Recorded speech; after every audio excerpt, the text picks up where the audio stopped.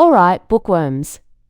Buckle up because today we're diving deep into a book that's part brutally honest self-reflection, part kick-in-the-pants motivation, and a whole lot of practical wisdom. We're talking about Do Epic Shit by Ankur Warikoo.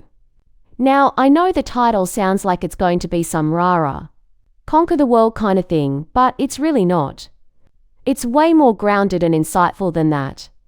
Warikoo is a well-known entrepreneur and content creator in India. And this book is essentially a compilation of his thoughts and experiences on everything from success and failure to money, relationships, and personal growth. He's not trying to sell you a get-rich-quick scheme or a foolproof formula for happiness. Instead, he's aiming to remind you of things you already know, but maybe need to hear again. He wants to spark awareness to help you make more conscious choices in your life.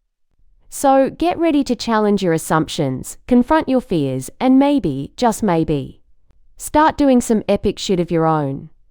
Before we even get into the meat of the book, it's worth noting the dedication. It's a simple line, dedicated to all the failures and roadblocks I faced in life. We rarely wish for them, but upon reflection, I realize they are the reason I'm here today. I think that sets the tone perfectly. It's an acknowledgement that the stumbles and setbacks are not just unavoidable, they're actually essential to the journey. It's a perspective shift right from the start.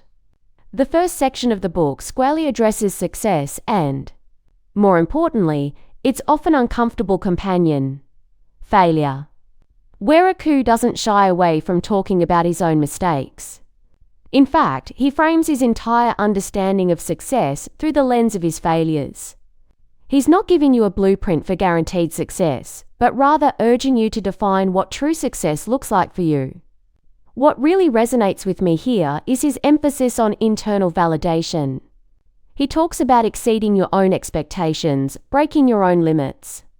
It's not about impressing others, but about that personal sense of achievement, of knowing you've pushed yourself.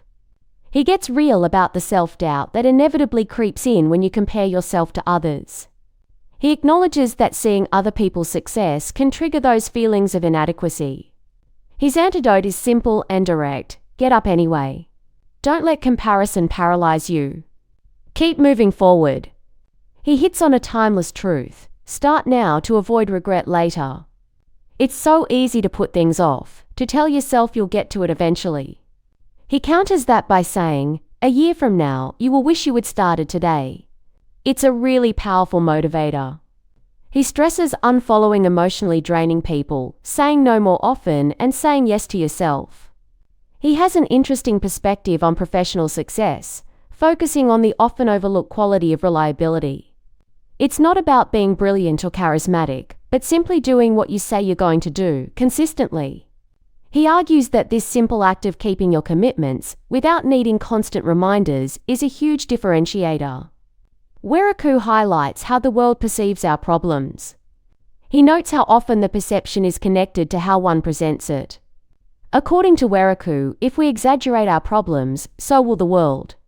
If we are happy despite our problems, the world will help us get happier. While we almost always don't choose our problems, we can always choose how to respond. He challenges the myth that everyone else has their lives perfectly in order. He argues that it's a complete misconception to believe you're the only one struggling and that everyone else has it all figured out.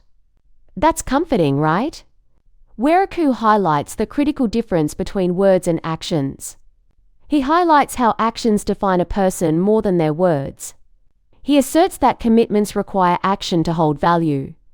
Warikoo redefines luck as a consequence of consistent effort, not mere chance. He states that luck happens to those that make things happen. Persistence is not a one-day miracle. It is a conscious choice translated into habit. It's not about grand gestures, but the everyday choices that build momentum. Warikoo encourages embracing multiple identities, questioning the conventional career path. He challenges readers to step out of their comfort zone and broaden the scope of their profession. For Warikoo, consistency and authenticity is the magic formula to crack the content game. According to Warikoo, the world will be constantly defining success and failure for you. Realizing this is what is called self-awareness. Warikoo believes that true achievement lies in exceeding one's own expectations and breaking personal limits. Moving on to the topic of apologizing, Warikoo emphasizes the importance of apologizing even when you know things may never be the same again. And even when you know you are not going to be forgiven. Warikoo wants readers to know that they should not measure how valuable they are by the way they are treated. According to Warikoo, ego is the biggest roadblock to learning. He moves on to the topic of mentors, and finding a mentor is a journey everyone should embark upon. Warikoo makes an important distinction, that it is not my job equals death for a startup equals survival for a large company. Warikoo believes that passion is not something you find. It is something you grow. Financial decisions are best made through an Excel sheet.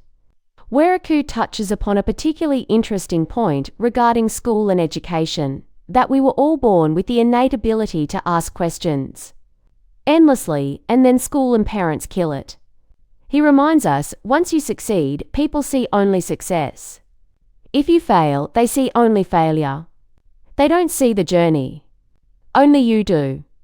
Warikoo touches on the topic of what people will think of you, stating that if you often worry about what people will think of you, you will often end up doing what people want you to do. For Warikoo, there are 3 relationships that define almost everything that happens to us in our lives. The relationship we have with money, the relationship we have with time, and the relationship we have with ourselves. Being yourself is the coolest way to get attention, which is scary for most people, which is the reason most people don't. While you are building your skills, the most important thing to build is your reputation. He goes into detail about the mistakes he made in his 20s. The list is pretty extensive, covering everything from career choices to financial decisions to relationship dynamics. What's powerful is his willingness to be vulnerable and admit these missteps. It makes the advice that follows feel much more authentic and relatable. He has a similar section on mistakes he made in his 30s. Again, he's incredibly open about his challenges in business, leadership, and even his personal life. He talks about poor hiring decisions, neglecting relationships, and making financial missteps. He then summarizes everything with what he calls his failure resume. It's essentially a list of all the things he's failed at. From not getting into the right schools to getting fired from a job to losing investors' money. It's a powerful reminder that success is rarely a straight line, and that even those who appear to have it all together have faced their fair share of setbacks. He then discusses a number of lessons he has learned as a result of the previously stated failures. Moving on to part 2 of the book, Warikoo shifts his focus to the power of habits. He states that habits are so important to him that he doesn't set goals. For Warikoo, habits build us, goals lay us barren. Warikoo believes that the key to waking up early is not waking up early, but sleeping on time. He argues that you should share your journey, document it, and narrate your journey, stating that your story is valuable. Curiosity has created more opportunities than hard work ever will. Targets are the enemy of habits. The most important skills today that are hardly taught are humor, storytelling, managing money, human psychology, and cold emailing. You won't get out of laziness for something you don't want to do. The best form of writing is the one that is written neither out of fear nor with the willingness to share. Warikoo is a big proponent for reading, however. He advises that to start the habit of reading books, read books that you will enjoy, not books that the world thinks you should be reading. He shares with the readers the 3 things that will tell you who or what you consider as important in your life. He believes that the things that are easy to do are also the things that are easy to ignore. You are shaped by the stories you tell yourself. Your attendance doesn't define your discipline. Your attention does. Warikoo claims who you spend time with will define the stories you hear. You should optimize for learning, not salary, progress, not stability, for facing fears, not for comfort. Do not allow comfort to make you believe that you no longer need to try. Warikoo touches upon the idea of boredom, stating that seeking boredom is an act of rebellion in a society that is obsessed with hard work and career success. If you are not authentic, you will struggle to be consistent. Warikoo shares his daily habits. You should use technology for everything possible. Afternoon naps are his daily ritual. Create sensory hooks for what is important, not what is urgent. Part 3 touches on the topic of awareness. Warikoo opens this section stating that each time someone asks him what would his advice be to his 20-year-old self, I have one answer. Make sure decisions in your life are made from a point of view of awareness and not ignorance. If everyone did it, it wouldn't need to be said.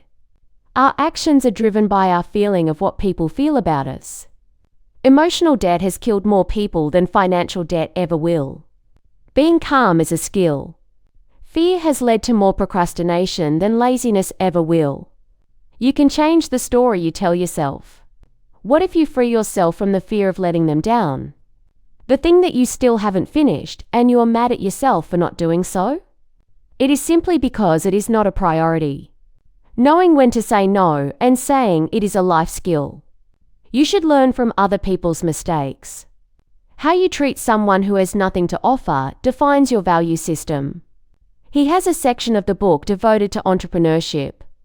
Warikoo believes, as a founder, if you won't show up every single day, despite how you are feeling, or how the startup is doing, or what the press is writing about you, or your co-founders not working out, or your product failing, or your customers shouting, no one is going to do it for you. Warikoo stresses that entrepreneurship is the most brutal way to discover yourself. According to Warikoo, an optimistic, driven individual will figure out a way to learn more. A successful, skilled individual will struggle hard to grow if they see pessimism in every possibility.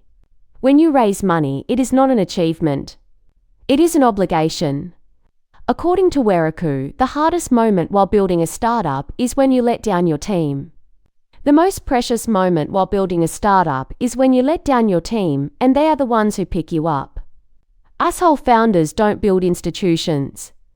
The 3 worst reasons to become an entrepreneur is to make money, if they hate their current job, or because everyone is doing it. With leadership comes the power to lose your calm. Leaders who don't lose it are truly powerful. There are 10 lies he was told about money that he wants the reader to avoid, so he details them in the book. The book is also full of money advice. Money is the root cause of all evil is a lie. Be wary of those who are rich is a lie. Saving money is important is a lie. Buying jewelry is an investment is a lie. Buying a house is the ultimate financial goal is a lie. Taking loans and using credit cards is a sign of your confidence in your future is a lie. The only way to make money is to get an education is a lie. The book ends with the last section focusing on relationships. The chapter begins by emphasizing that relationships are the place where we thrive. If given a choice between a Rs 300 book plus a couple of hours reading it, or 10 years of making mistakes, what would you choose? If you didn't say it earlier, don't say it during your exit interview. Don't ever fool yourself to believe you deserve to be where you are in life. How you treat someone who has nothing to offer defines your value system. Your parents are first humans, then parents. True respect is when you respect someone even after you've got to know them. Run away from those who are trying to run away from themselves. Lessons that Warikoo learned from his parents. He writes letters to his kids. Okay, so that was a whirlwind tour through epic shit. But what are the main takeaways? What are the things that really stick with you after you put the book down? And maybe more importantly, what are some simple heuristics, some rules of thumb, that you can actually use in your daily life? Define success on your own terms. Don't let society dictate what success looks like for you. Take the time to figure out what truly matters to you. What brings you joy and fulfillment, and then design your life accordingly. Embrace failure as a teacher. Don't be afraid to make mistakes. See failures as opportunities to learn and grow. Prioritize habits over goals. Focus on building consistent habits that align with your values and aspirations. These daily practices will compound over time and lead you to where you want to be. Cultivate self-awareness. Pay attention to your thoughts, emotions, and behaviors. Understand what drives you, what triggers you, and what makes you feel alive. The more self-aware you are, the better equipped you'll be to make conscious choices. Take action, even when you're scared. Don't let fear paralyze you. Take small steps forward, even when you're unsure of the outcome.